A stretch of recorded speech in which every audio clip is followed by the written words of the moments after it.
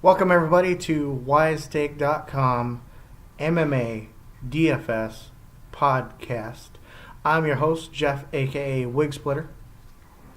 Today we are going to be covering UFC 216. But if you're not already a subscriber, head on over to wisetake.com and join one of the fastest growing DFS communities. You can also head on over to Twitter and follow us at wise_take. You can follow me at JEFPO. And don't forget to smash that like button and subscribe to our channel. Before we jump into the action, let's go over the previous card, which was UFC Fight Night Ovin St. Preux versus Yushin Okami. In this card, I went 8-2. If you subscribe to the premium content, you would have had access to all the picks. The only two fights that I incorrectly picked were Claudio Gadelha versus Jessica Andrade. Andrade dominated Claudio Gadelha the entire fight. Claudio Gadelha looked good in the opening, the very beginning, and then after that it was just all Andrade. And then the other fight that I incorrectly picked was Shinzo Anzai versus Luke Jamo. I thought Luke Jamo was going to come out a little more aggressive, which he didn't. Shinzo Anzai basically came out and bull rushed him and took the victory. Yeah. All right, so let's move into the first UFC 216 Ferguson versus Lee. The first fight on the early prelims is Matt Snell versus Marco Beltran.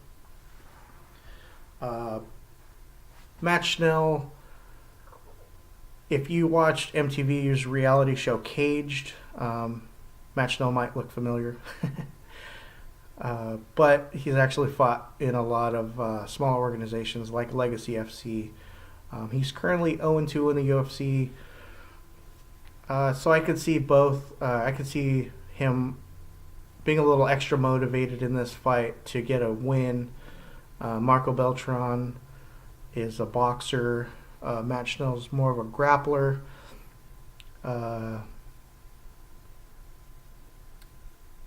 Marco Beltran started his UFC career 3-0, but he has lost his last two fights. He'll probably want to keep this fight standing, but if he goes to the canvas, I could see him, working for a submission himself. Snell's salary on DraftKings is $8,200. He's a -130 favorite. Beltran is 8,000, and as of the time of this recording, it's even odds. So it's pretty much a pick'em fight. Both these guys are fighting for the UFC contract, so I could see that maybe their ground game cancels each other out and it turns into a striking battle. Moving on to the next fight, we have Thales Leites versus Brad Tavares. Leites' salary is $7,900. He's a +160 underdog. Brad Tavares is $8,300 salary. He's a -200 favorite. Leites and Tavares are both UFC veterans. Leites has 18 fights in the UFC. He's 12-6. He's fought some of the top level fighters at middleweight. Leites is a grinder. He's going to want to take the fight down. Maybe push, fight up against the cage fighting. Brad Tavares is a brawler. Heavy-handed Hawaiian, man. This guy, those guys, they pride themselves on throwing kicks, knees. He's going to try to chop his opponent's legs out. He has decent, actually above average takedown defense. Very durable fighter. DFS-wise, I like both these guys to try to fit him into a lineup. Both of them could score pretty good when it comes to cash or GPP. But we'll see how everything goes. Usually I don't make a lineup. I'll make a dummy lineup at the beginning of the week once they open. up the salaries. And then after weigh-ins, I like seeing the actual weigh-in videos to see how their bodies look, to see if they're depleted or emaciated. Some guys have horrible, hard weight cuts, and that usually could transition into the actual fight and wear them down. Maybe their gas tank isn't as full as it should be if their weight cut was bad. But we'll take that into consideration. If you subscribe to the premium content, you'll be able to see that, see my picks, as well as a little more in-depth on each fighter. Moving on to the next fight, we have John Moraga versus Magomed Bibulatov. Moraga's salary $6,900. He's a plus 375 underdog. Bibulatov is 9,300 salary, minus 550 favorite. Bibulatov is 14-0 in his career, and he's trying to build his name up in the flyweight division and possibly challenge Demetrius Johnson for the flyweight title. If Demetrius Johnson wins and if Bibulatov wins, I could see them making a case for Bibulatov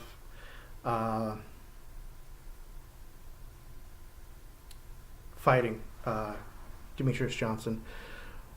Now, Moraga, on the other hand, is a boxer.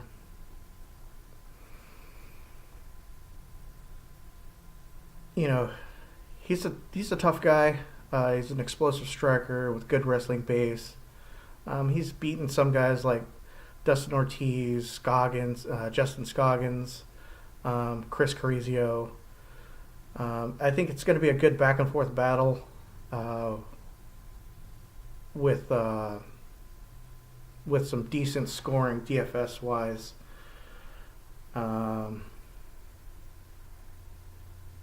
I could see some of these. Yeah, I could see these guys possibly fitting into a cash lineup. Moving on to the next fight, we have Walt Harris versus Mark Godbeer. Walt Harris's salary is $9,200. He's a minus 300 favorite versus Mark Godbeer, $7,000 salary plus 230 underdog. Heavyweights, you can't count them out unless one guy's a heavy wrestler, which both these guys are basically strikers. Godbeer is more of a volume striker with raw power. He's very aggressive. Walt Harris, his overall record is 10-5. All 10 of his victories have come by knockout.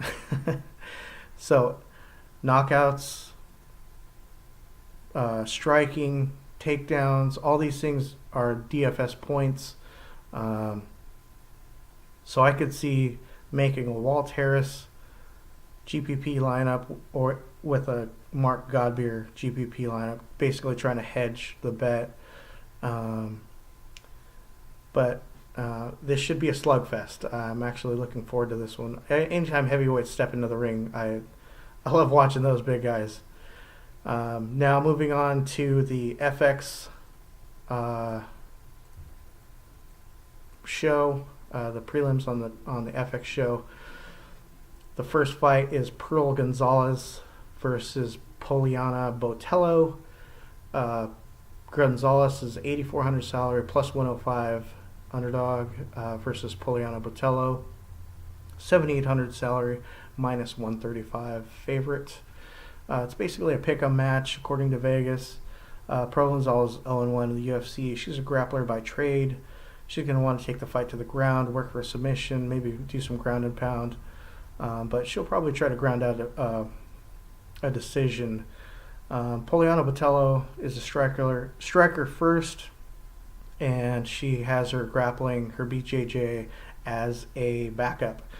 She actually trains out of the Nova Uniao gym, which has produced such fighters like Claudio Godea and Jose Aldo. So she's competing daily with top-level BJJ fighters. So with her working on her striking, all of her wins so far have come by stoppage. DFS wise, I actually like Poliana Botello to possibly fit into a lineup, but the thing with women fighters, unless it's somebody like Jessica Andrade or Claudia Gadelha or Beth Correia or some of the top level fighters, they tend to not score as much unless they're an extreme volume puncher. That's how you can fit them in to your lineup, because you want to score points in DFS, and points come from striking, takedowns, knockouts, submissions. If they're not active strikers, then I tend to shy away from them DFS wise. Excuse me. Moving on to the next fight, we have Lando Venata taking on Bobby Green. Venata's salary is $8,800. He's a minus 225 favorite, going up against Green, $7,400 salary, plus 1-75 underdog.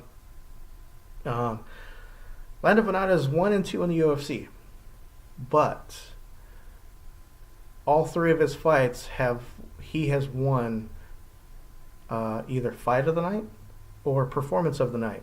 So that means it's going to be a show when he gets in there.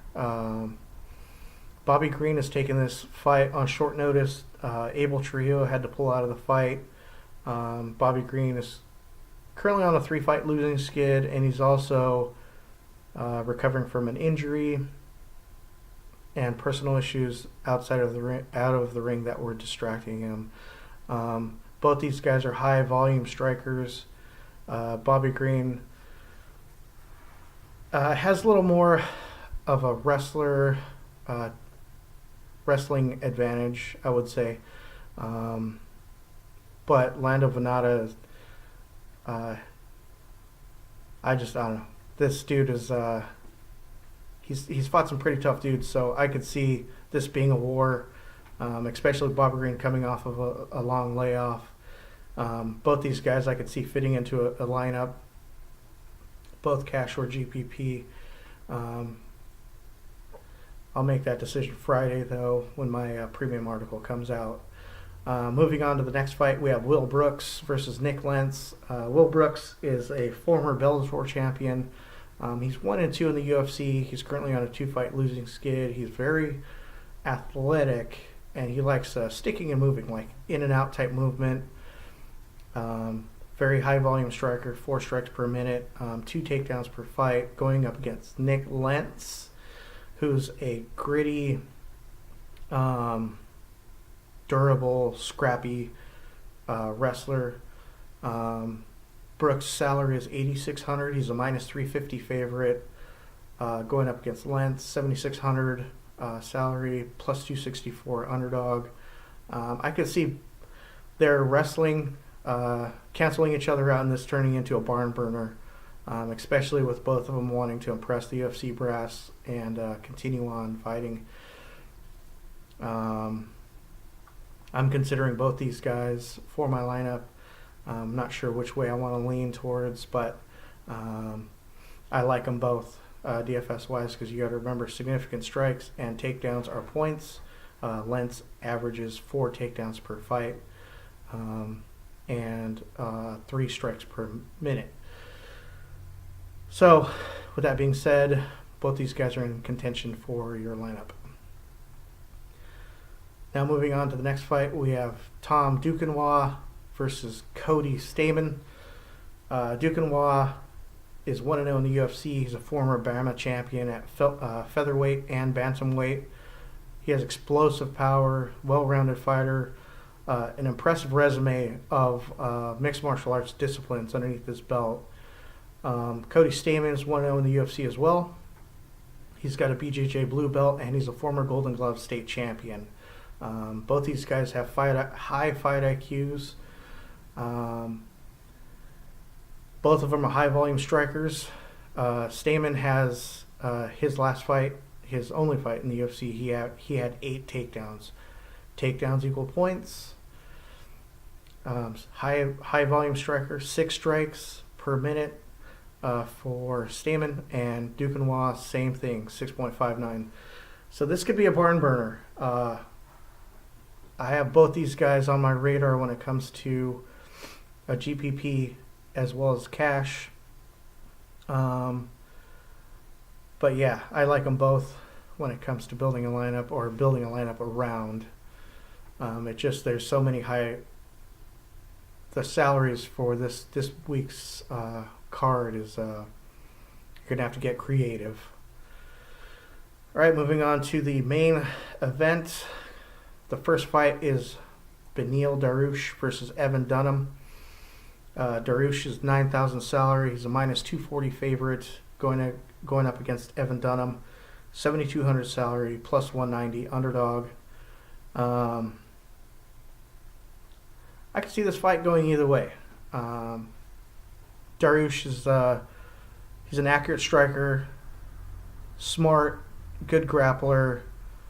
Dunham, both these guys are UFC vets. 8-3. Dariush is 8-3 in the UFC. Dunham is 11-6. Dunham is a volume striker. I mean, he throws a lot of punches. Averages 5.68 strikes per minute, 2 takedowns per fight. Dariush is 3.83 strikes per minute and 1.3 takedowns per fight. Same thing with the previous fight. I could see both their wrestling skills sort of canceling each other out and this turning into a striking battle, or it could turn into a lay and pray type fight. Salary-wise, Dariush is higher up there, so you're going to have to pick and choose on who you really want to, go all in on, whether it's going to be Demetrius Johnson, whether it's going to be Dariush, Duquesnoy, how you're going to have to figure out who your main horse is going to be and then build your lineup around that, and then try to fit all the other pieces that are going to score you as much points as possible. All right, so let's move on to the next fight. We have Romero Barela versus Kalindra Faria. This fight was just added to the main card due to the other ladies' fight that was canceled. Both these ladies are making their UFC debut. Barela is 7,300 salary. She's a plus 160 underdog, and Faria is 8,900 salary and a minus 200 favorite. The video I was able to find on Barela, she has good submission skills, above average ground and pound, as well as some judo throws, decent combinations where she'll throw leg kicks and then work in the ones and twos. Faria is a kickboxer / BJJ practitioner. She's going to want to use a body lock to drag her opponent down to the mat and then work for some ground and pound and also work for a submission. I'm going to have to dig a little more deeper into both these fighters to see if I want to roster any of them. Barela is interesting at her price, especially when both fighters are making a UFC debut. I tend to sort of throw the odds out the window, but it depends on how much more I can find, how much more video I can find on each fighter, to try to gauge on whether or not they're both active enough to fit into a DFS roster. All right, with that being said, let's move on to the next fight. We have Fabricio Verdum versus Derrick Lewis. Now, before I go into Fabricio Verdum, Derrick Lewis, hats off. Dude went out into Hurricane Harvey aftermath, floodwaters, and helped save people. Honestly, that's highly commendable. he could have been in the gym training. He could have left and went and trained, but he didn't. He stayed there and just helped people, which is awesome. Hats off, man. That honestly, that is one of the best things I've ever seen in mixed martial arts. Outside of the ring, that's pretty cool. But diving into the action, Fabricio Verdum, $8,700 in salary, 260 favorites, going up against Lewis, $7,500 in salary, plus 200 underdog. Verdum is a BJJ wizard. He has been working tirelessly on his striking over the past few years, which has got him into trouble. It leaves him open for counter-striking. And Derrick Lewis is a monster. He goes in there with the intent to basically knock your head off. And that's his whole thing. He's going to go in. He goes in to put on a show. Both these guys are in contention for making my roster. Derrick Lewis,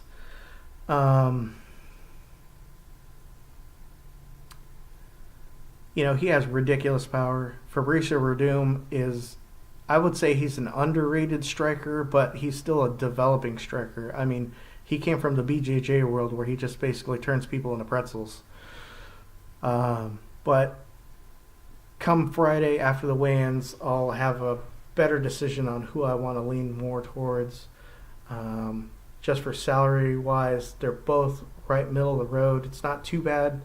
Minus 260 and 200, see what kind of line movement there is Friday after the weigh-ins. See what kind of sharp money comes in. That might help. Moving on to the next fight. It's Demetrius Johnson versus Ray Borg. This fight was supposed to happen a while ago. Ray Borg had to pull out due to some health issues. He fired his nutritionist. Demetrius Johnson, 10-time defending champion, freak of nature. He's going to want to break that record, Anderson Silva's record. Ray Borg has a tough uphill battle going up against Demetrius Johnson. I think Ray Borg is going to have to try to do some sort of flashy, maybe some flashy strike that's going to have to catch Demetrius Johnson off guard and possibly knock him out in order to win this match. But Demetrius Johnson usually game plans for his opponent, figures out what the weakness is, and destroys them. Demetrius Johnson's salary is $9,700, and he's a minus 1,200 favorite. Ray Borg is $6,500 in salary, and he's a plus 700 underdog. Yeah, Vegas sort of is leaning towards Demetrius Johnson. All right, moving on to the main event, which is one of the fights I'm really excited to watch. Tony El Kukui Ferguson versus Kevin, the Motown Phenom Lee. Ferguson is $8,900 salary. He's a minus 225 favorite going up against Lee, $7,300 salary, plus 175 underdog. Now, honestly, this line is going to change as it goes on. Both of these guys are balanced fighters. They're both riding impressive winning streaks right now. I don't know, what more can I say? This fight is interesting. I really like the prospect of this fight possibly being one of the fight of the nights or performance of the night type action. DFS wise, both these guys can score points. Kevin Lee is going to have the takedowns and possibly submissions. Tony Ferguson is going to be a volume striker. He's going to basically, if he can defend the takedown, defend Kevin Lee's takedown and keep the distance. Tony Ferguson is a high volume striker. He averages 5 strikes per minute. He has above average takedown defense too, which according to UFC.com is 81%, which is pretty solid. So this fight has fireworks written all over it, and I'm really excited for this one. And with that being said, that's UFC 216. My preview, my overview. If you want more in-depth coverage, go to wisestake.com and subscribe for the premium content, which will be coming out Friday after the weigh-ins. And I'll be releasing a premium video, which will be going over my picks, how to possibly help construct a solid cash or GPP lineup. As always, be safe out there and have fun. Yes.